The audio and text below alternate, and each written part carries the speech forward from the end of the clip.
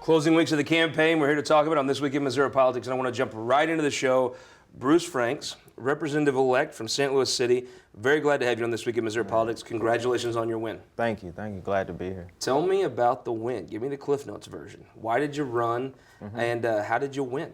Well, first off, I ran because coming from where I come from, growing up like I grew up, we didn't get to see local politicians. And we were conditioned to think that, our vote didn't count. And I thought that all the way up until even my adult life, looking at national politics and voting for president after president. But once I realized that how important local politics were and how they could directly affect our community, it was like, yeah, this is what makes sense. And the community, not only me, but the community of the 78th District felt like we needed somebody that was going to represent the entire community. Someone that was going to truly represent the community, from the community, who has the best, interest for the people, who would vote in way of the people, and not special interests or political relationships. And so, we decided to run, and the more people told me that I shouldn't run, or you don't have the political experience, or you're running against the machine, it hyped us up even more. Every time someone told us that we were running against the machine, we would tell them that we're the machine. The people are the machine, because the people are the ones that put us in these places to be elected officials. Without them, we have no positions, and these seats belong to the community. So you run, it's a very close race. Absolutely. You win the votes on election day, absentee votes, which I've always thought was pretty common in St. Louis city elections and St. Louis County elections. Totaled up, put Representative Hubbard over the top. You go to court, you get it overturned, a revote on a Friday in September. Your folks come back out in droves. You win the election, the second one, in a big way. Give me the point I think a lot of folks around the state are asking is, was the revote, did the judge rule on a technicality? Did he find fraud? Why did the judge schedule a re-election that you won? Well, the judge didn't find fraud. It's because we didn't get to present the evidence of fraud. We decided that my lawyer, David Rowland, who did an amazing job, decided where we were going to push at. And after going in and seeing the absentee ballots, the absentee envelopes and applications, not the ballots, after going in and seeing those two things, he began to see where, state statutes, laws weren't being followed by the Board of Election. So when we got to court, we were able to present on that. And the judge saw basically what wasn't being followed by the Board of Elections. So what you're saying is there was voter fraud in your election, but you argued some of the more technical legal points. So it wasn't voter fraud. We define it as election fraud. It was election fraud. Because no voter was doing anything intentionally or knowingly. But we felt like it's election fraud as far as campaigns miseducating voters about a process. So you found election fraud in your race. It seems like every time there's an election, there's a problem in the city of St. Louis, the county of St. Louis. Something in St. Louis goes awry with the voting system. How do you've been on the front lines of this, you may know more about this than anybody else in the state. How do you fix it? Do you have is the Secretary of State, should the buck stop there? Should they be the chief election official and actually run the elections? Should it be up to the mayor? Should it be the county executive? A lot of, like Butler County, we have a county clerk, Tanya Defendall. She does a great job. There's no issues. But there's one person that's responsible, and if they mess it up, has the answer to the voters. What's the answer? I think by us having St. Louis City Board of Elections, right? Secretary of State's office is the checks and balances for our local Board of Election. Who's the person in charge of fixing this? And do you think that's the problem? I don't know that I know either. So to my understanding and what we've realized is that basically the Board of Elections, the commissioners, the chair, they run things. Now they run things by the Secretary of State's office to make sure they're, doing the right thing or ask questions, so on and so forth. But I think that relationship has to be closer. I really think that the Secretary of State, when it comes to elections, that they should help out in elections. More manpower, make sure everything's being followed like it's being followed. I know now that after our case, ballot envelopes look like they're supposed to look with the right, with the right verbiage on Are it. you confident in the fall elections? I'm pretty confident in the city election. I think realistically, I think the Board of Election did a really good job on this special election as far as the small time frame they had to do everything it is they needed to do. I think they pulled it off. So I think we set the mold for something. It can get better, and it will continue to get better. But I think we're on the right direction. So you win this big election, you win the redo. You're going to Jefferson City. What do you want to do in Jeff City? I want to change things. You know, people say, "Oh, don't go down there thinking, you're gonna change the world overnight."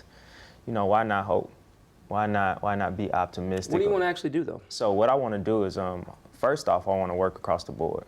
I want to have those conversations with those who we probably don't agree, in most cases, to see where we can agree if we can. Working across the board is the only way that anything's going to get done, but it has to be done by way of the people. So when it comes to education, when it comes to getting our education formula fully funded, by being cut 25% K through 12 and 40% with our public higher education, we have to get those resources for our public schools. When it comes to police reform and police-community relationship, making sure our police departments directly reflect the communities in which they police. Financial literacy, financial empowerment. So with the schooling, do you raise local levies? Or how do you get the resources you're talking about? So I think what we have to do in particular is find innovative and creative ways to do things, because we've been trying to do things the same way. So you cut administrative costs and change the way the current money's spent? So I think we need to look at the way the current money's spent and see where we can. One model I looked at is in Jennings, the superintendent they had out there. She did a lot of great things within the school department by looking at certain positions and certain positions that I'm not going to say they weren't useful, but they could be used somewhere else. She create another position.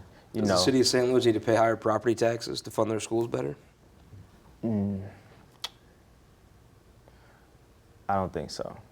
It's an interesting dynamic of finding those reasons. I think that may be the interesting conversation. Because the thing about it is when you're paying higher property tax, we got to look at our communities as well, and where our particular schools are, especially when we have our inner city schools that are in disenfranchised communities, and we talk about raising property tax. It's tough. It's hard enough already.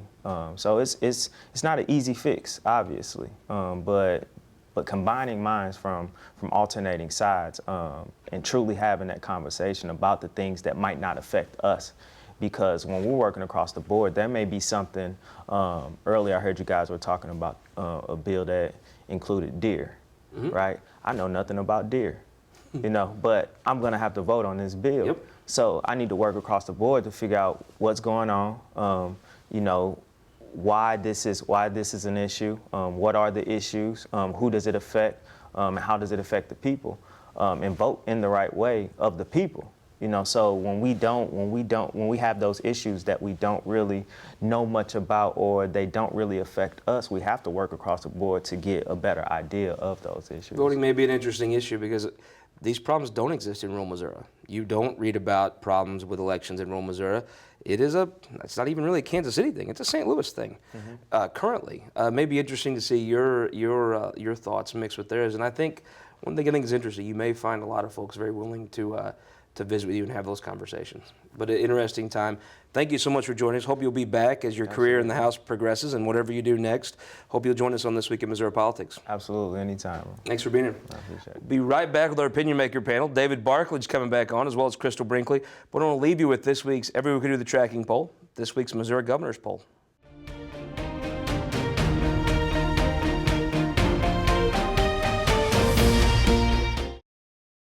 For more than a century, the St. Louis Carpenters Union has shaped our communities. Through trusted alliances, we deliver skilled professional craftspeople while our business partners provide the kind of quality jobs that keep our economy humming. It's a blueprint that has worked since 1882. Turning Missouri into a right-to-work state stalls progress, wipes out jobs, and kills momentum. Right to work is wrong for everyone. Let's keep Missouri moving forward. Visit carpdc.org to learn more. For years, Jason Kander's been trying to create a liberal majority. They're going to call you pinkos, commies, lefties, activists, liberals, and tree huggers. If you stay true to your values, they're going to have to call you the majority. Kander values expand Obamacare, higher job-killing taxes, even a huge new energy tax, more Washington policy mandates. They're going to call you pinkos, commies, lefties, activists, liberals, and tree huggers. Jason Kander, wrong for the U.S. Senate, wrong for Missouri. I'm Roy Blunt, and I approve this message. All across Missouri, our new car and truck dealers are building strong local economies. When you buy a car or truck in Missouri, you're helping to support over 20,000 Missouri families who rely on the auto industry for good-paying local jobs. You're also helping fund our communities, schools, first responders, and our roads because dealers generate millions of dollars in tax revenue. Missouri's automobile dealers have been the foundation of our communities for generations and for generations to come. The Missouri Automobile Dealers Association, the heart of Missouri. We're already coming in hot for the Opinion Maker panel, so we'll jump right in the introductions. Everybody that watches the show knows Ron Hicks, the Alec Baldwin of This Week in Missouri Politics. Welcome back, sir. It's an absolute pleasure to be David back. Barklage, the owner of the Barklage Rule. Thank you for joining us again. Thank you, sir. Friend of the show, Crystal Brinkley, the Missouri Democratic Party. I think I saw you on press conferences this week. And Jeff Rainford needs no introduction, especially here in St. Louis. I want to start right in with it, the debate. Interesting debate. I actually thought Hillary Clinton did pretty well. She didn't just do pretty well. If you didn't know these two people, she slaughtered them, okay? If you just were looking at who is going to be the person who's going to be the best president, it wasn't even close. However, that's not the situation that we have. And the fact of the matter is, I was hoping that Donald Trump would actually melt down more, but he didn't. So I think he gets out of it only maybe losing a point or two in the national polls. And I, unfortunately for my side, remember Barack Obama got smoked 4 years ago by Romney and then recovered. So the next debate here in St. Louis is you know, it's going to be, I think, just as important as the first one. Crystal Brinkley, I'm a member of a union. I heard Donald Trump's going to keep my job. Hillary Clinton wants NAFTA, which would send it out. That is laughable. The debate, honestly, there were points I did not know whether to laugh or cry. It was just so That's absurd. That's the show sometimes, right? Exactly. That's why I'm here. No, so now, Crystal, you're a big-time, big St. Louis, Missouri political operative. I'm just a simple hillbilly from West Butler County. I'm a hillbilly from Sullivan County. So but since they passed NAFTA, there was a factory in Poplar Bluff called Nordyne. It went to Mexico. We haven't got a Mexican factory coming to Poplar Bluff. Why does NAFTA do anything but hurt us? Well, I think, we need to look at Hillary Clinton's record on job creation overall, and I think, honestly, the record speaks for itself. And, she has fought day in and day out for union workers, blue collar, the middle class, and I think she outlined and articulated very, very clearly during the debate her plan to continue to create jobs in the United States. Ron Hicks, we did our normal weekly poll, the governor's race. This week we added in the presidential race after the debate. It showed Donald Trump up 10. One thing I thought was good is Hillary Clinton's had a health scare recently. I thought she looked good. I thought she was kind of let Donald Trump talk probably too much, maybe. She actually looked impressive when she came out, just for the simple fact I expected to see someone that looked maybe a little under the health. She had pneumonia. And she was not. She looked actually very well. I was shocked to see her come up there and as bright as she was, the color was back, everything. She looked really good, to tell you the truth. Yeah. I'm not a fan, but she did look good. David Barklage, I thought that you would have expected Hillary Clinton to do worse, right? I'm still trying to get over the fact of him talking about how Hillary Clinton looks really good. There's a lot of apology going on. I think, yeah. I'm a little creeped out here. No, I think the bottom line is that Trump's bar is lower than Hillary's. I think Trump, the appeal of Trump is his sort of openness, his candor. People believe that in a time of scripted. I think Hillary stays on script, and so your points are on. Is she managed well in the debate? Does she do well? Has she experienced all those things? But I think that what should be disturbing for Clinton's and what we've seen in this entire cycle is that the American people are taking this a different way. A majority of the undecideds in all our internal polling, looking at different states, are showing people are undecided Trump, not undecided Hillary. And so I think that the bar is low. I think he has to get out of the debates without a major mistake. I think if he does that, it may be a Trump year. And again, it's just there's something that is drawing people to him, and people are waiting for his performance. And so, again, I think it's about a matter of he makes mistakes or not. I agree with David on that. But what's going to be interesting is Trump and whether the lesson. I mean, Trump has got to be embarrassed by all the stories about how a woman of all people, when you're talking about Trump, really beat him badly in this thing.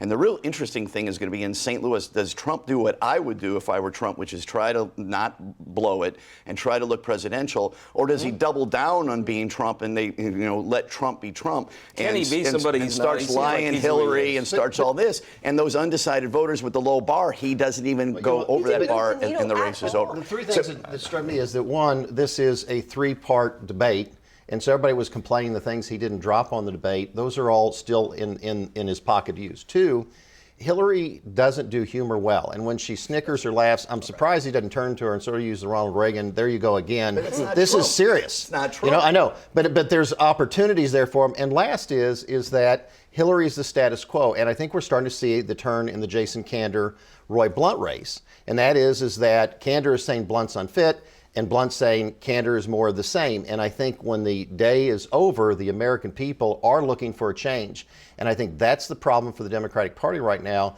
is to find how they can show that this next wave is a change wave within their own party. And I think that because Bernie lost in the primary and other things, I think it's going to be tough. Yeah, but I mean, Trump is scary, and he's even scary to these undecided voters. I agree with you, the bar is low, but he is very capable of going below that low bar. This next thing in St. Louis is going to be town hall. If there's some sympathetic person out in the audience who answers a tough question, asks a tough question, and Trump melts down, that stuff is very possible. You're looking at polls that include the head-to-head, just the two of them, she's up. You include Gary Johnson and Jill Stein, Trump starts winning some states. Colorado's back in play, not really because Trump's numbers went up. Her numbers went down. Those votes go to Gary Johnson. Can you explain some of the folks moving from Hillary to a libertarian? Well, I mean, I think that goes to speak to kind of the Senator Sanders and his kind of demographic of supporters. And I do think that Hillary Clinton has an opportunity to continue to sway those over. We have a very broad tent. And like they flirt with him, they don't actually go in and vote for Gary Johnson. I really do. I think Hillary, there's still a lot of time left. I do think we have a very, very broad tent, and I think there's time left. There's also time left for Hillary Clinton to have to be on television, and she's not that great a candidate. No, she's not at all. Matter of fact, I believe that if Trump will not fall, like in this last debate, if he doesn't fall into her pit, because look at the first 30 minutes, he was nailing it. And then he kind of fell into her trap, I think she set for him, and he started getting fumbled a little bit. But guys, I think you watching the next couple ones, he's going to unleash on her. She practiced self-control. She was presidential. I don't disagree with this, but there's one thing took we a few all punches, forget. he'll swing back. Most times it's the politician's performance that's good that wins the voters. This time it's the substance. And I will caution you this. Everybody knows how tough it is to raise children. When he touts his children out there and the consistency and the quality and the kind of people they are, when you look at a guy who's developed in New York, one of the most competitive markets, regulated, everything else, and he succeeded, I think the people suspect that he's a showman and that a lot of what we hear from him is just sort of him being a showman.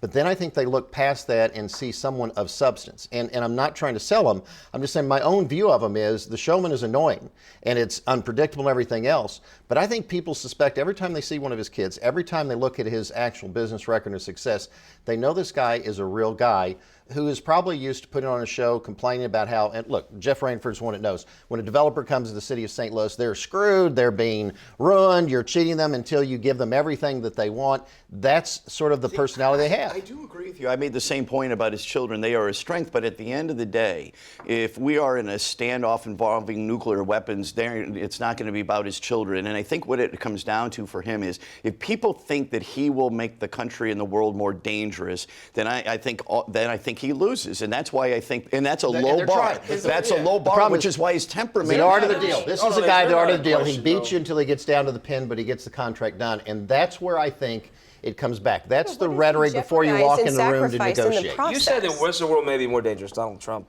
does he protect America more? No, I don't well, think he's it worried depends about on being what you- politically It correct depends to what you Belgium. mean by protecting America. If it's getting into a protracted war, if it's being allied with Putin, if it's a race war in Historically, America. Democrats I are would the just like to ones add that have really gotten us quickly, in every major war in this country's history, except for the That's Gulf not War. how voters Donald think. And you Trump know I'm just that. telling you, it's the Donald truth. Trump, excuse me, gentlemen. You guys want to get us excuse me, in gentlemen. wars. Hold on. You lay Donald- down, you force us into Excuse war. me, gentlemen. Donald Trump does not see the return on investment with foreign policy and national defense. I think that is. You're right. We Plain need to and help simple. Iran and Sure, we Syrian need- refugees and all these people mean- defeat Okay, we got us. to tie this up. We have it 10 points. Where do you think the race ends up in Missouri? Oh, I think we're up 13 points. Where do you think Trump ends up in Missouri? I think that if Trump is over 11 and hits 13, it's a bloodbath for Democrats up and down the ballot. Where do you think Trump ends up in Missouri? I think we have some ground to make up on that level, but there's still a lot of time left. For Hillary to actually win Missouri? Anything is possible. Absolutely. We know who's I like helping the confidence. Trump 10, but Coster overcomes it and wins. Let's talk about Coster. The latest Missouri Times tracking poll this week showed Coster going from 10 points to a 16-point lead, 51-35.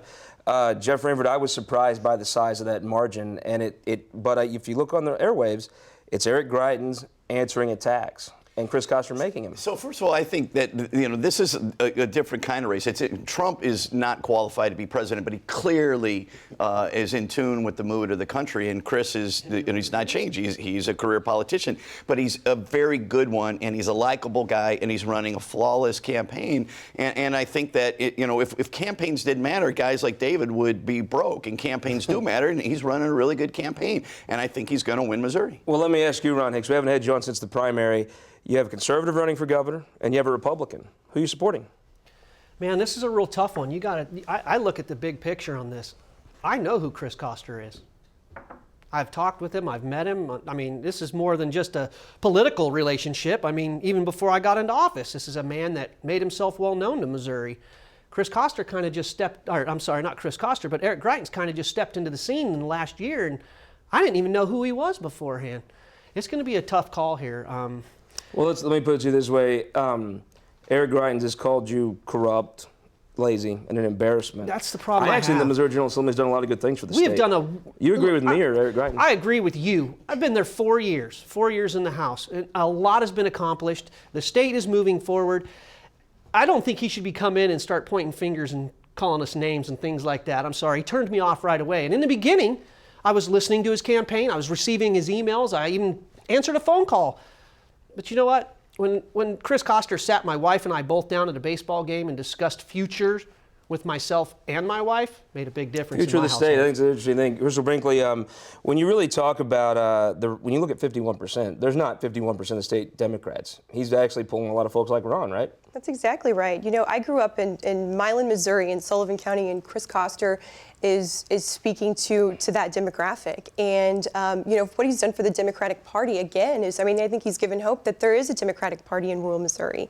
And and he's not just talking to the urban core. He's expanding all over the state. And I'm sorry, but we are electing the next chief executive officer of the state of Missouri. Voters do not take that lightly. And with that comes experience, comes tough decision-making skills, and that is, there's just no question. Chris Coster is going to be our next governor. Is there, I don't know about the future of the Democratic Party in rural Missouri. When you look at the state Senate, there's no pro-life senators, there's no pro-gun senators, and there's no state senators outside of St. Louis and Jackson counties.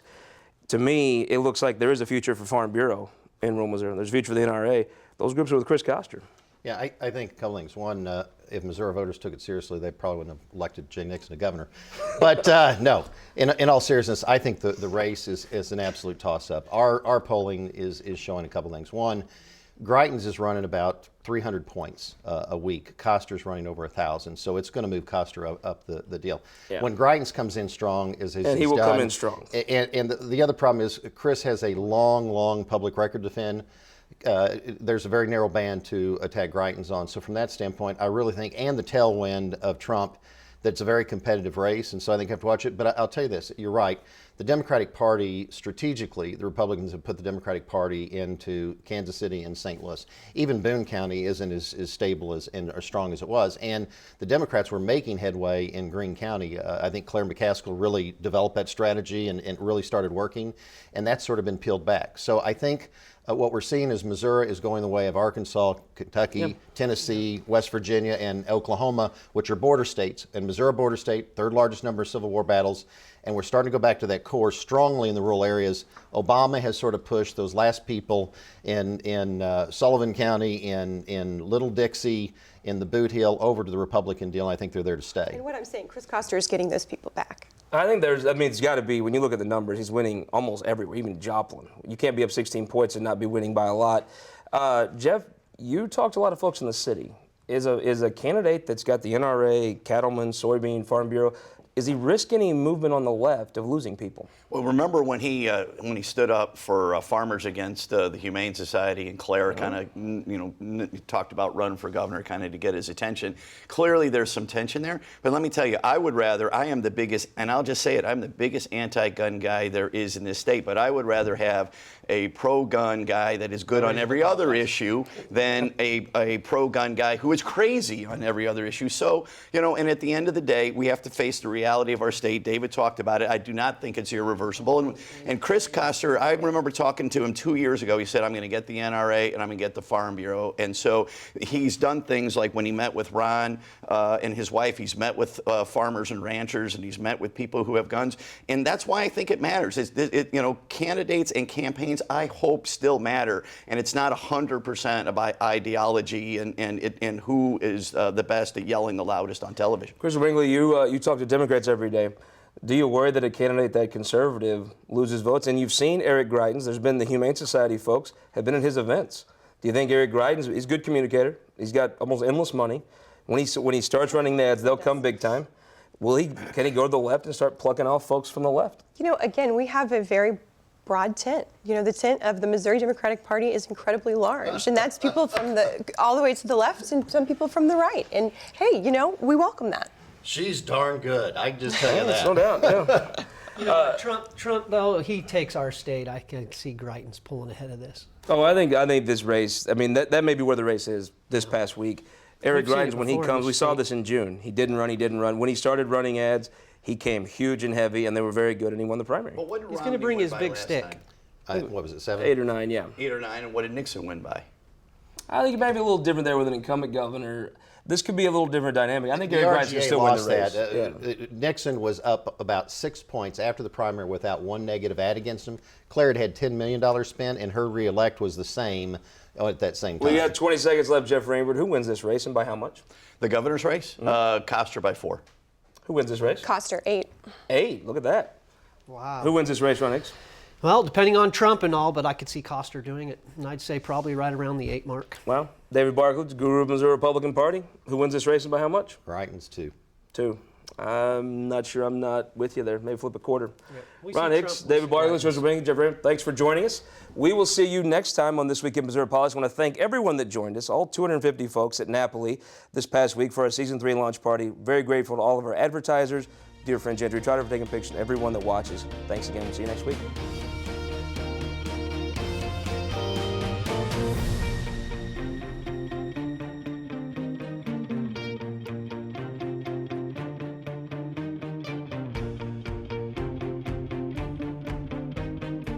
This Week in Missouri Politics, brought to you in part by Sterling Bank.